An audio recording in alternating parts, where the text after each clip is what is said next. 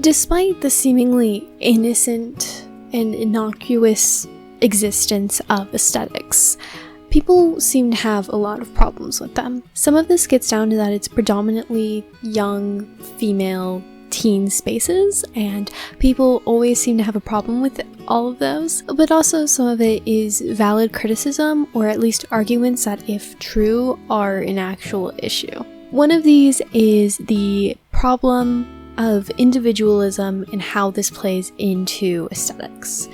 Many people are concerned that because people are trying so hard to fit into certain aesthetics that they're losing their actual individualism and their own self-expression in order to kind of push themselves into this box. So we're going to dive into whether that's actually true, the implications of this, and any other stuff that I managed to put in because I'm terrible at following any kind of structure. So the worry about losing individualism is a very common fear among Americans throughout all of history. We very much so like to be distinct and unique, and I mean, we're the melting pot. We have so many different cultures and things going on that it seems almost un-American to have everyone be a cookie cutter example of something. It is true that losing your self-expression individualism can hurt an individual person. Having self-expression really helps you find yourself, know who you are, and be able to achieve goals and achieve different things with that.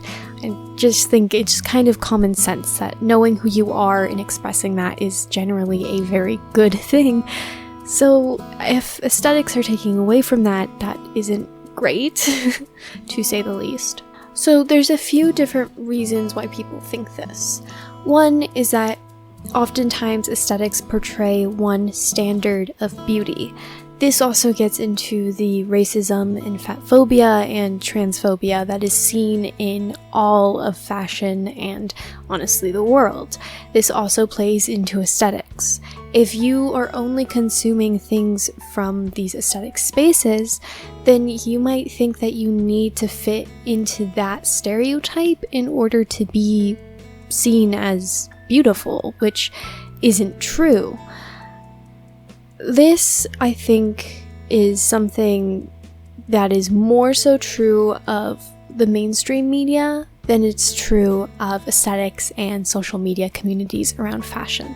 I think that aesthetic communities are making some wonderful progress when it comes to representation, and that honestly, those communities make me, as a POC woman who's struggled with body image, feel more welcome and more included than I've ever felt when looking at mainstream media in that fashion world.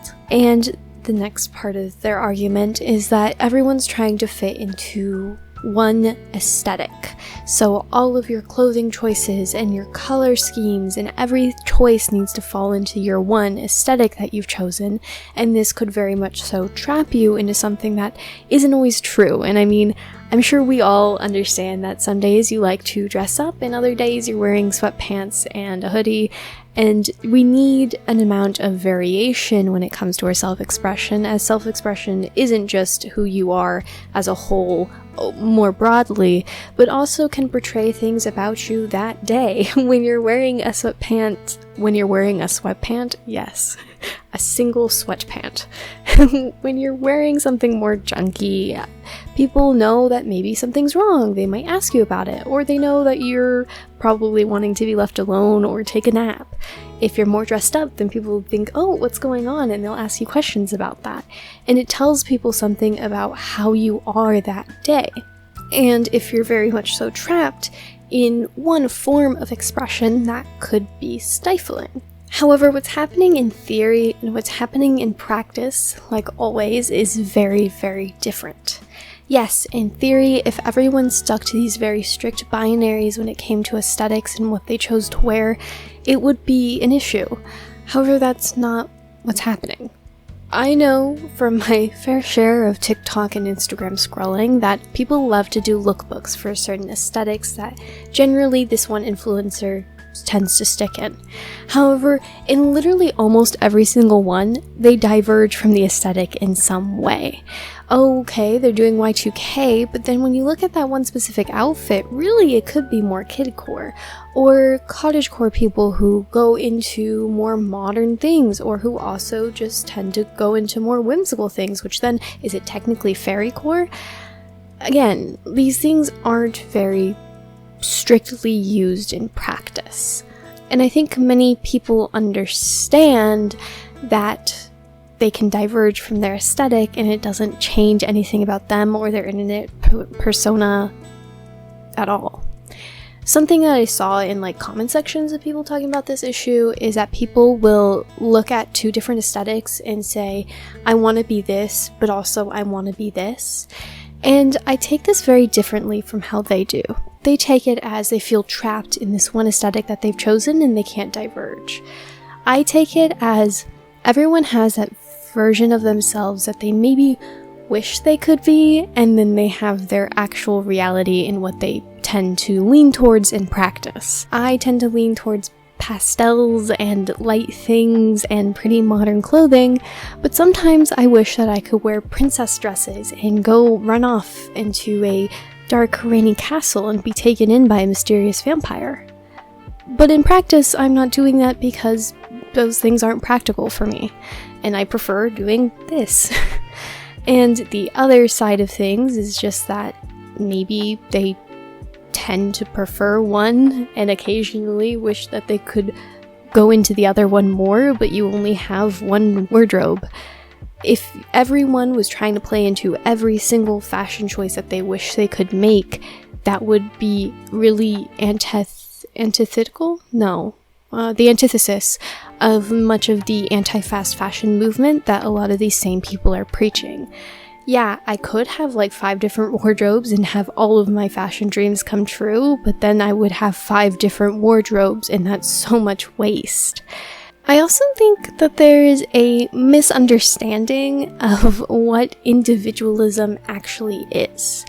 I think that a lot of Gen Z, us Zoomers, if you will, tend to have a very different definition of individualism and self-expression than it has traditionally been held in those that come before us, by the boomers.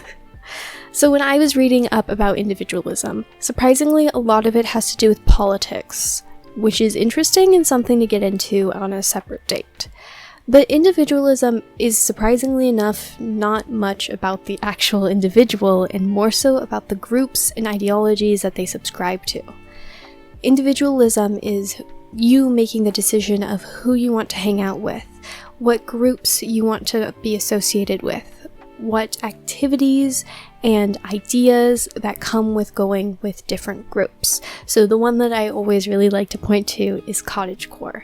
There's a certain fashion that you wear, and you also tend to subscribe to ideologies of, honestly, anti-capitalism, but also doing more handmade stuff, reusing things, and fixing things up rather than going out and buying new things. And so cottagecore and choosing to subscribe to that, even if you're fitting into a box, is actually an act of individualism, because you made the choice that out of all of the things and communities that you could join, you chose that one because you best identified with those ideologies. And within those binaries that might come with, say, cottagecore, there's still self-expression within those. You still get to choose which specific pieces you're putting together. You still choose every outfit, every color choice, every little bit about it. Even if it fits into this box, that box doesn't have to be stifling. You know, a fish tank, although maybe that's controversial, a fish tank is perfectly fine for that fish. That fish does not want to be chilling in the entirety of your room because the entirety of your room is not set up for it. But that fish tank is all that it needs. It's got its home, it's got its plants, its rocks, its food, its filter, it's got everything that it needs in that box. And if you give it too much stuff, then suddenly it's not actually able to thrive because it's got too many things. And it's the same thing with humans. To a degree, we need constraints. We do not like having too many options. Okay, it seems kind of reverse psychology. You would think that we want as many options as we want. No. In all research, it points to having too many options. We shut down and we make no choices at all. We thrive in having limited options. If you know generally what kind of aesthetic that you're trying to play into and what those different things mean, then it means that you can make decisions within those constraints in order to best express yourself.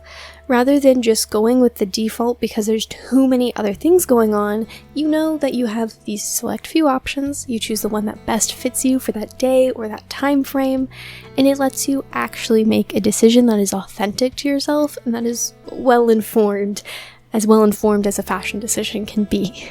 Aesthetics aren't stifling individuality, they're actually very much so helping it.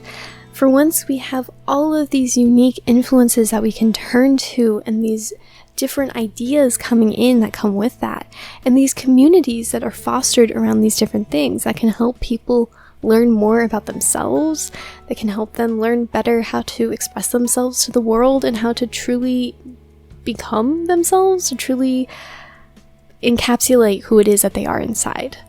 And I think that is a brilliant thing. So, no, aesthetics aren't stifling individuality. I hope you guys enjoyed. Honestly, my favorite part about all of this is the pink that I have going on. I put honestly a fair amount of work into this.